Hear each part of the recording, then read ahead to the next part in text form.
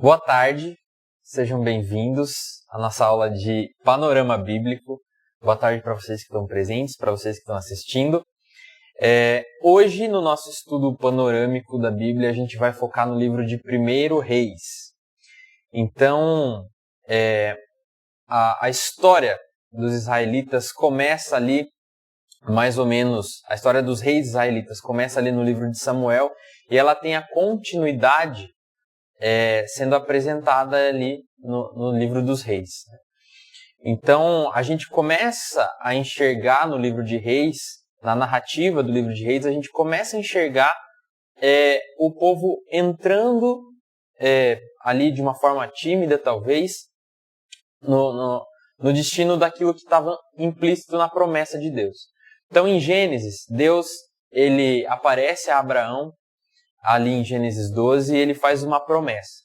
Que promessa é essa? Deus promete a Abraão uma terra, uma descendência e uma bênção a partir dessa descendência que se estenderia a todas as nações da terra.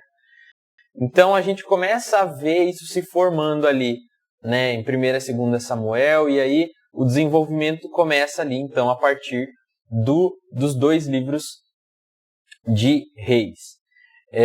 No primeiro livro, a gente começa a ver o aparecimento dos profetas, que são figuras muito importantes ali durante a construção do reino de Israel, que são muito importantes na história de Israel, porque eram homens que sempre tinham uma função de correção, porque a gente vai ver ciclos se repetindo no livro de Reis, que são os reis obedecendo e desobedecendo às leis de Deus. Então os profetas vão ter esse papel de trazer essa correção, né? E a gente tem alguns episódios que são marcantes, como por exemplo, quando Elias discute com os profetas de Baal no capítulo 18. Então a gente vê que os profetas, eles têm uma função muito importante, a gente começa a ver o desenrolar disso a partir do livro de Reis, né? A gente vai encontrar isso nos dois volumes. Então, algo que é muito marcante também no livro de Reis é como cada rei acaba sendo julgado de acordo com a sua fidelidade a Deus ou não. Então o progresso da nação acaba dependendo da fidelidade que aquele rei tinha com aquilo que Deus já tinha prometido e aquilo que Deus estava fazendo na história do povo.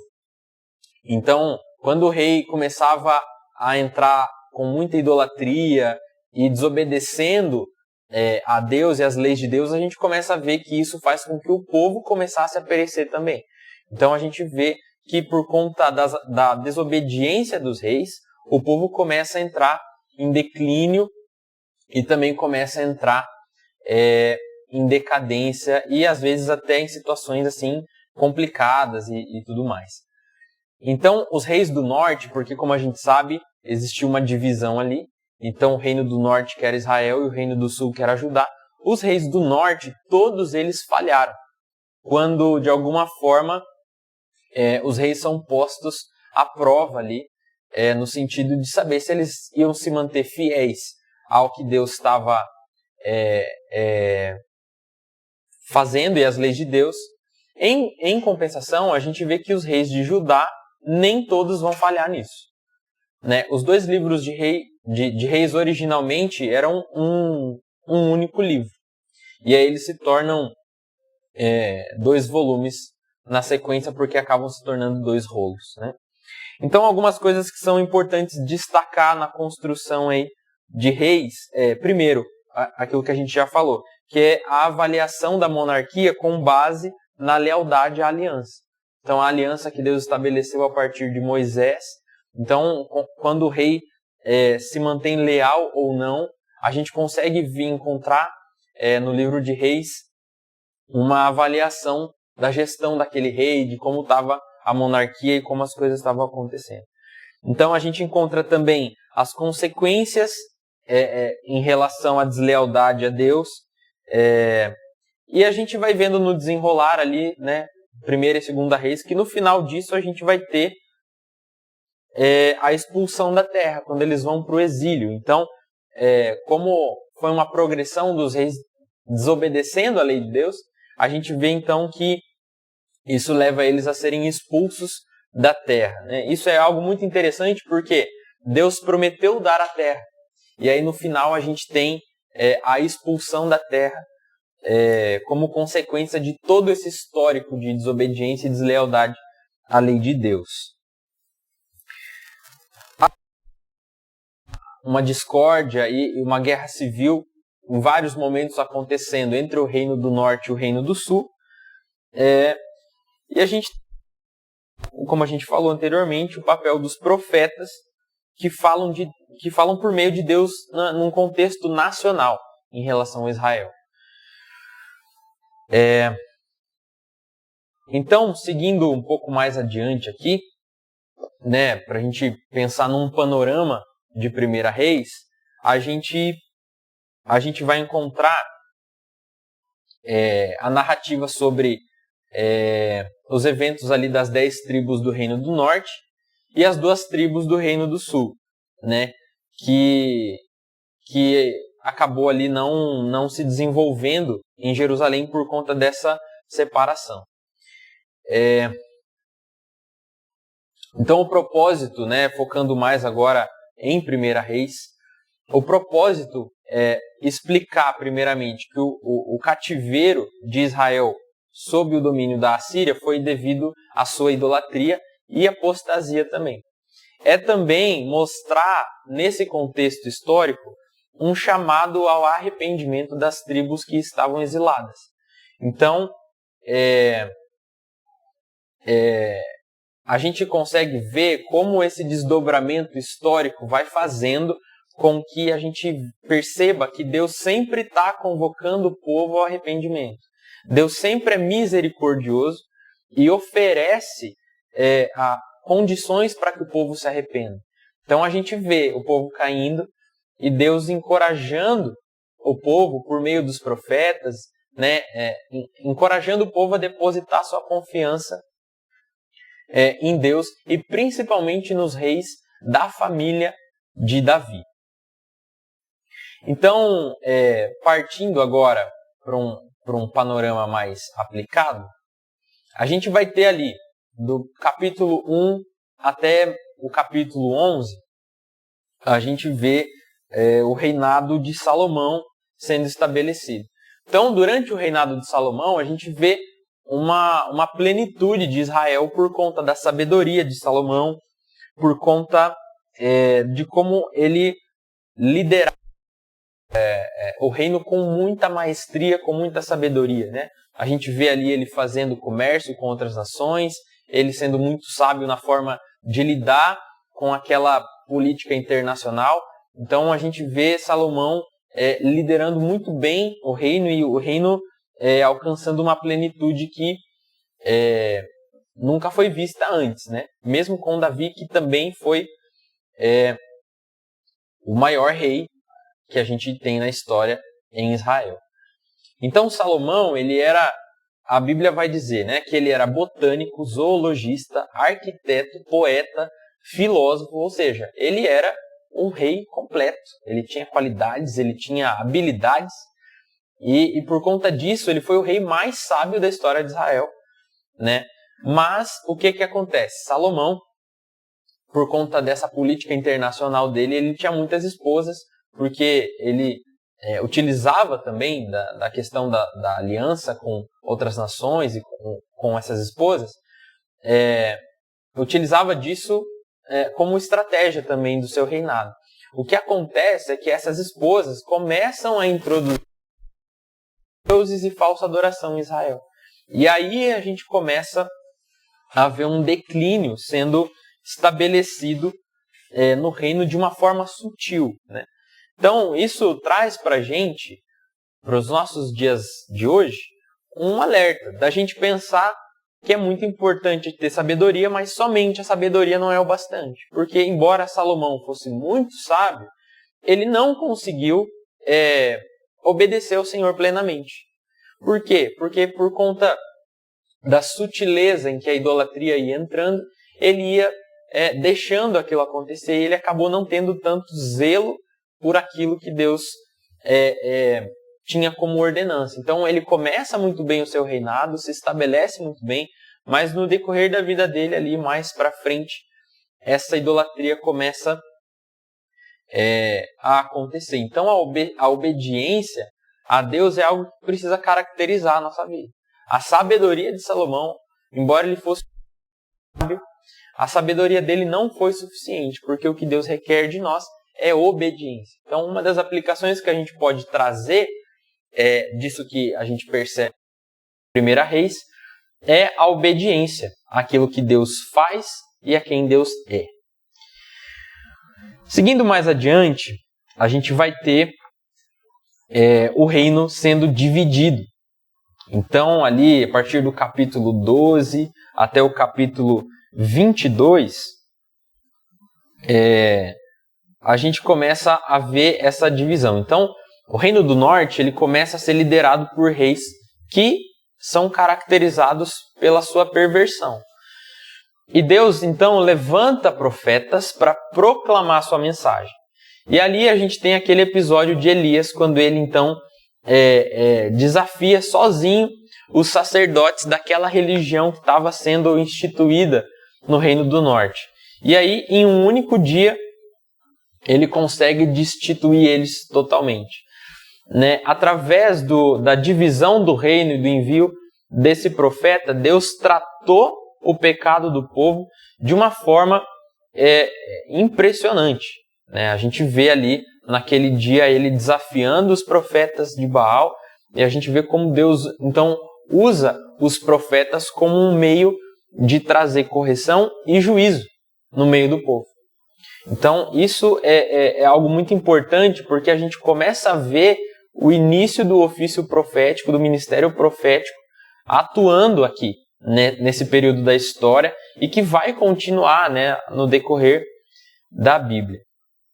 Então, o que a gente pode tirar desse episódio em que os profetas começam a corrigir o povo, é que o pecado na nossa vida é algo que gratuitamente o Senhor pode perdoar. Porque Deus sempre estava oferecendo graça ao povo, mesmo que por meio de juízo. Isso era uma forma de Deus manifestar graça e misericórdia no meio do povo que estava pecando. Então, quando um erro de alguém, de uma pessoa que não se arrependeu, ele permanece, Deus vai tratar isso de formas mais severas. Então, o chamado que Deus fazia ao povo, que faz a nós hoje também, é para que a gente abandone o pecado, para que a gente se volte a Deus e que a gente seja salvo do juízo que o próprio Deus vai trazer. Então, esse é um drama que constantemente está acontecendo dentro do povo de Israel naquele período. Esse drama tendo oportunidade para que eles se arrependessem, e aí Deus executando juízos no meio deles. Então, essas aqui são partes bem importantes da gente frisar no livro de 1 Reis. Então, seguindo mais adiante, eu quero falar um pouco sobre o conteúdo da mensagem de 1 Reis. A gente vê ali então a transição, né, no começo, a transição do reinado de Davi para o reinado de Salomão, que tinha sido prometido anteriormente.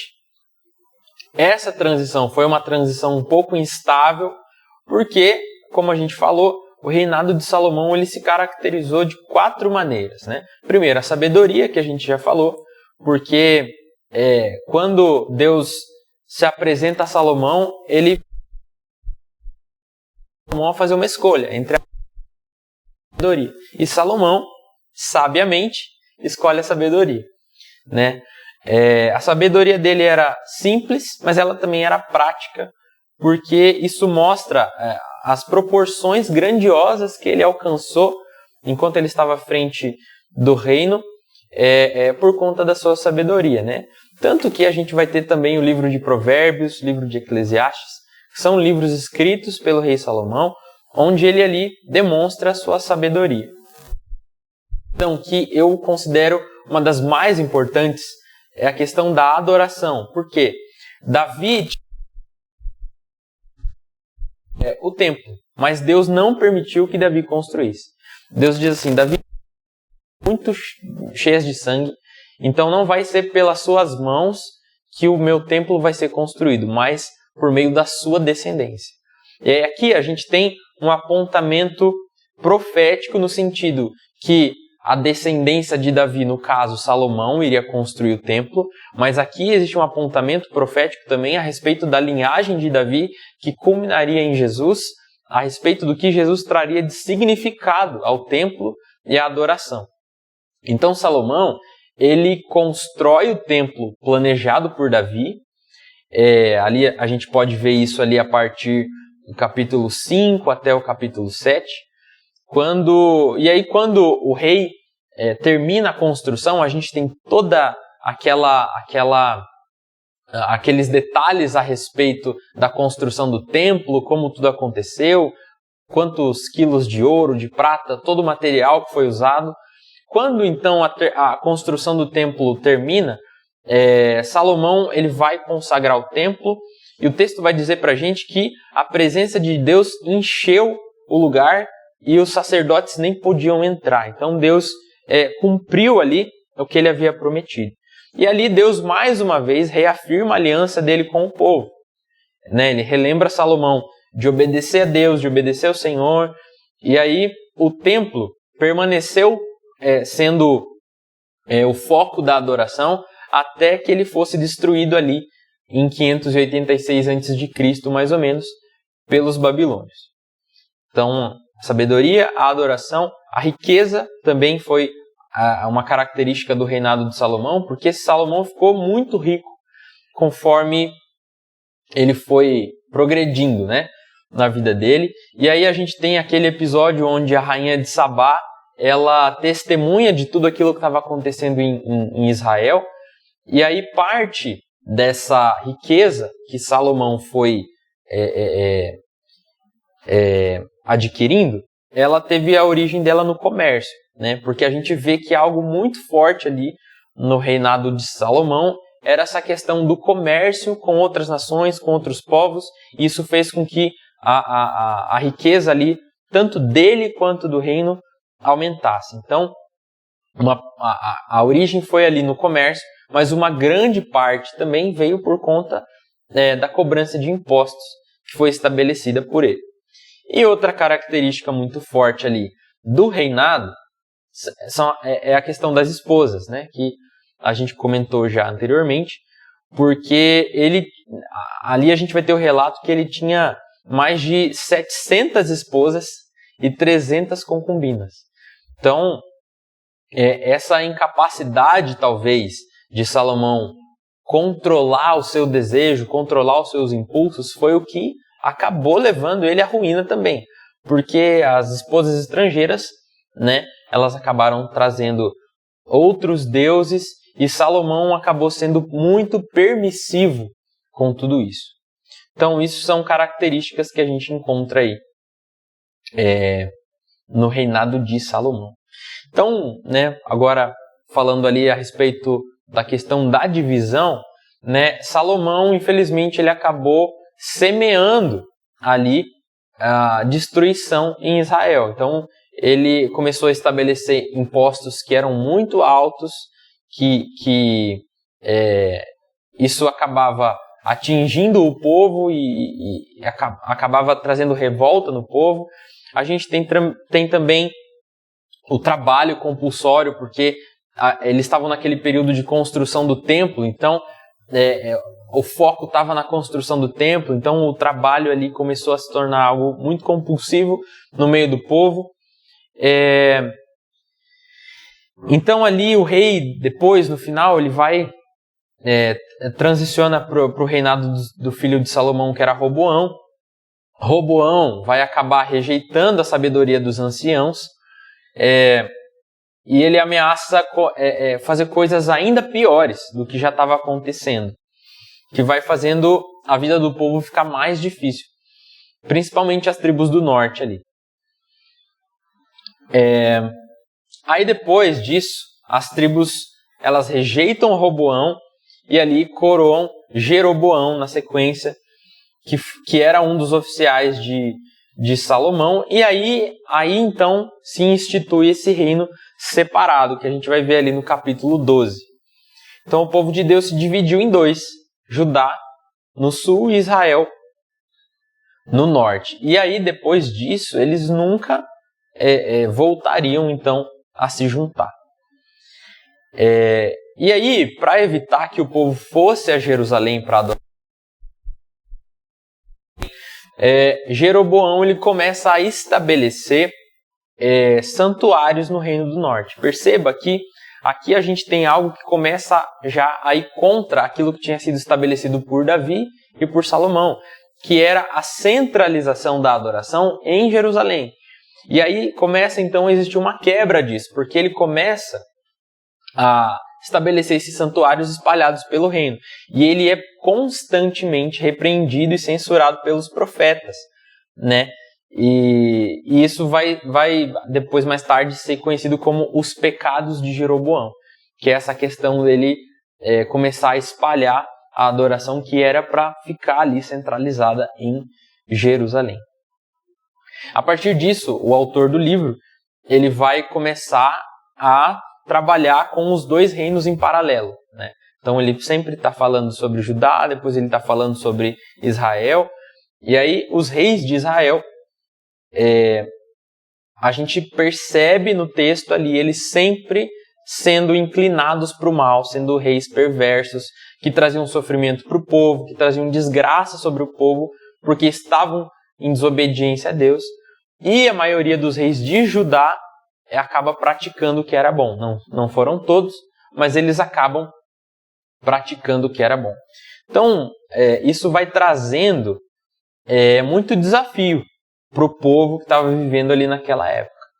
Então, um foco muito importante que a gente tem no primeiro é o profeta Elias. Por quê? Porque ele vai desafiar Israel a adotar uma adoração verdadeira por Deus. Por quê? Porque o povo já estava muito inclinado ali à adoração a Baal, a fazer cultos contrários a Deus.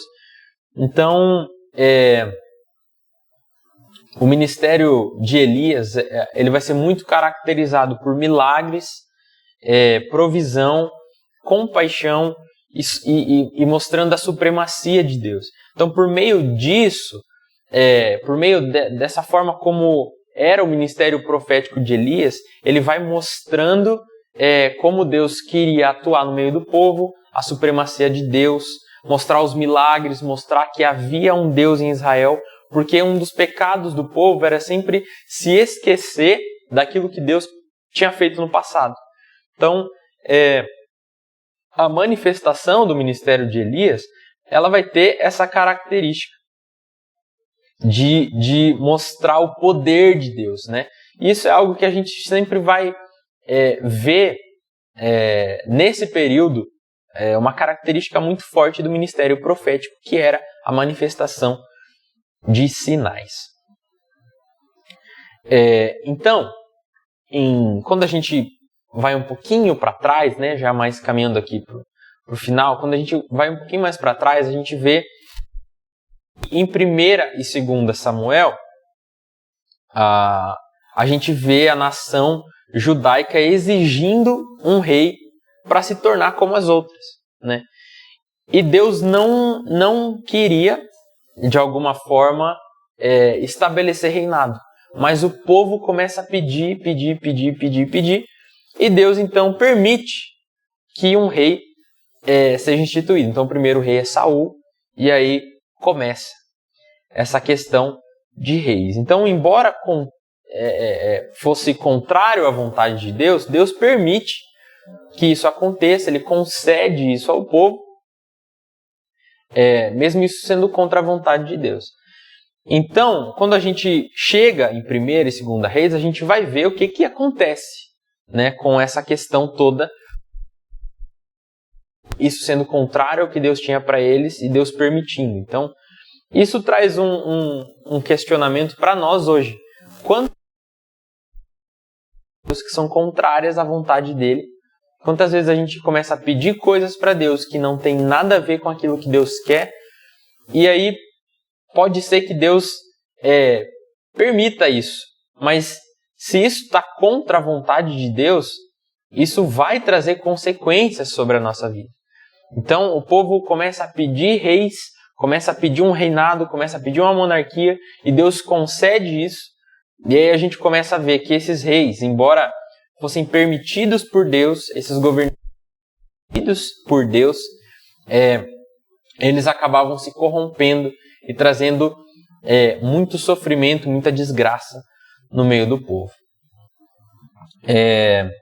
E apesar da gente ter reis ali que governaram com um caráter reto, a gente vai ter muitos reis, né, que no texto vão descrever assim: fizeram o que era agradável à vontade de Deus, encontraram favor diante de Deus.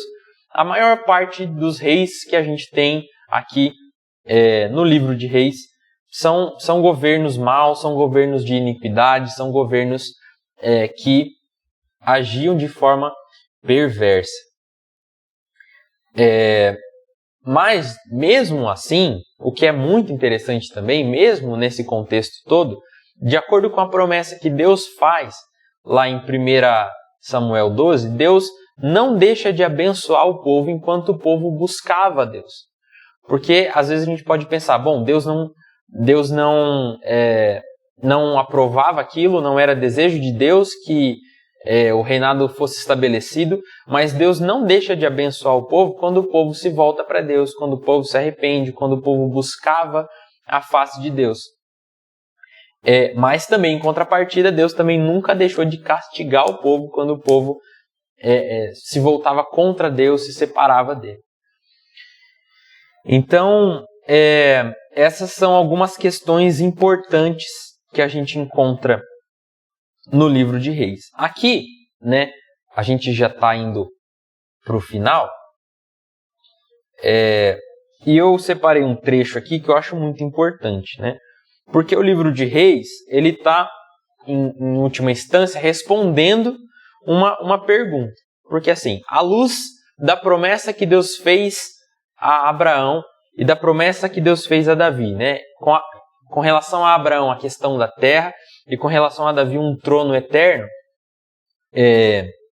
como a gente pode saber que a promessa que Deus fez lá no começo, ela estava tendo o seu cumprimento, mesmo a gente vendo toda essa instabilidade acontecendo no meio do povo?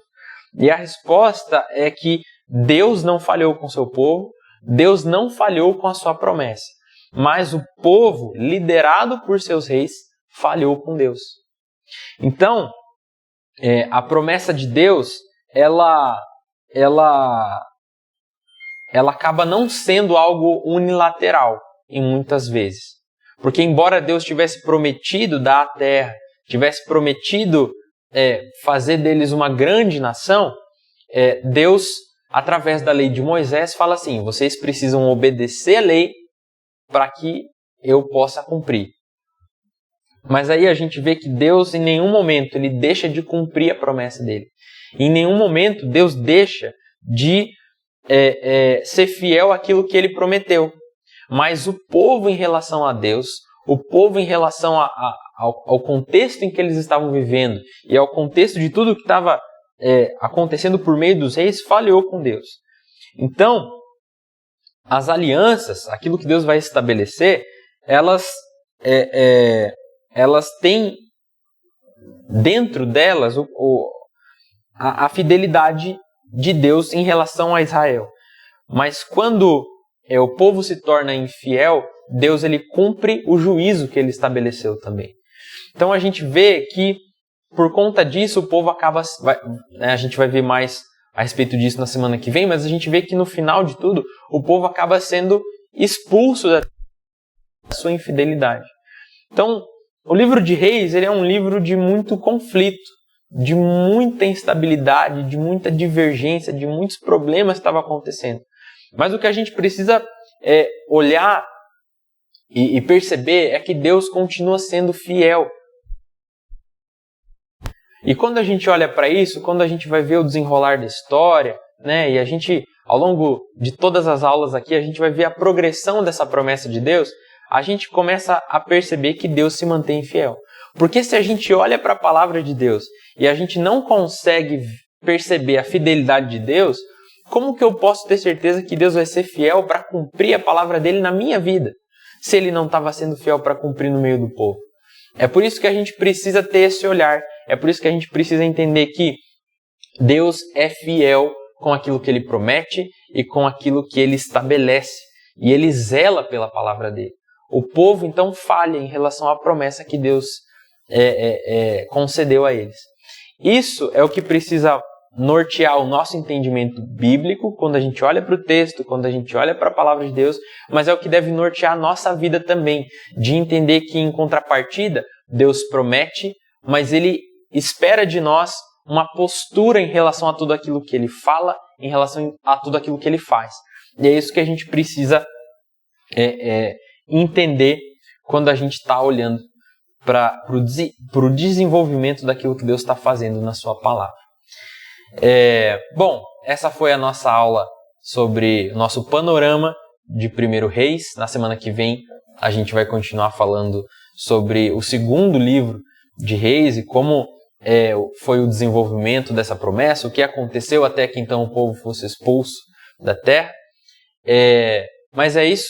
Espero que você tenha sido abençoado, edificado por essa ministração. E a gente se vê então na semana que vem. Deus abençoe.